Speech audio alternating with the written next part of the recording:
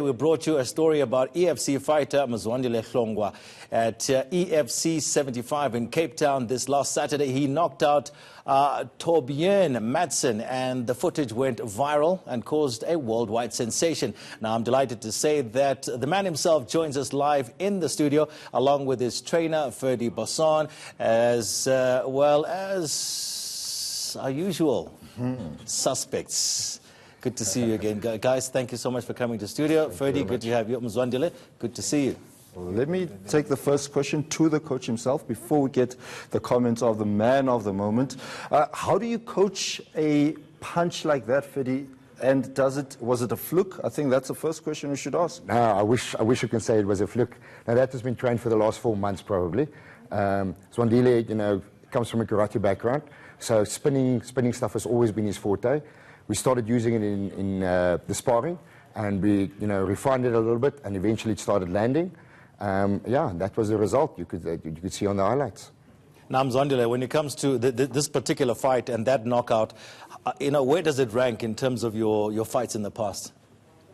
This one is so different, and you cannot go far, because we see now is wearing the whole weight. For myself, it's like, it's amazing, it's like it's first time I'm doing this thing, but I was always thinking about something like different, because they call us a mixed martial artist. Yeah. So we need to create our style, so to attract more people. So this one is gonna be like, as you see, man, it's very, very helpful, this one, man. It's different, amazing. Ronald, my question to you is that since, of course, that went viral, when you walk on the street, people, do they actually identify you as the guy who, created such a big occasion in EFC? Yeah, man. Like today, it was something shocked me. I was wearing the Tembisa stuff. Those guys we're calling street kids, They were aiming at the phone. They say, "You Mzwandile Hlongwa." They say we always following the AFC. So it's like, what's amazing. And I was rushing. They say, "What's the picture with you?" I say, "Guys, for now, no time. But next time I'm going to visit them." So now it's people, they try to recognize me, man. Oh, it's more different, yeah. Now, Ferdi, what next now for Mzwandile after that? EFC's next event is now December, but we're definitely taking a little bit of a time off. He's had 2 fights in the last 4 months.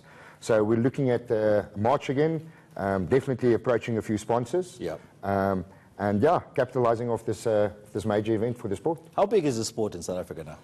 Well, if you look at just at a live event and the amount of people that can get there, 5,000–6,000 people, and then naturally on television, it's got a massive following. Yeah, we're probably ranking about in the top 5 sports in South Africa. Wow. Mzwandile, of course, you hail from KZN. How many other young fighters aspire to, achieve what you've achieved? It's too much, lots of them. There are lots of people in Japan following me now. Then they say they want to be like me. They don't believe, because I'm coming from a rural area. I'm not coming from township. I'm from rural area, Pamshela. So most of them want to be like me, and I always say, guys, it's about hard work and believe, and don't think it's about money, think about love first and patience. So the work you're always gonna pay. Listen, I want to be like you. Not only those kids. Oh man, easy. So his next fight is now coming up in March. Yeah, we will chat to the matchmaker of EFC and see what's next up. Naturally, from here, it's just getting more and more difficult. Any invitations, since this video's gone viral from overseas? There's been 1 or 2 chats that we're busy engaging with. We'll see where we go. I had an interesting chat today with some guys in the UK. Yeah. So we'll see what we can develop from there. If you keep watching, we might shock you guys. Right. How old are you? 28. 28. Is that, in terms of age-wise, is that you've still got a long way to go in the sport? It's kind of like in the middle in terms of... it's not just about age, it's also about mileage, like we say. Yeah.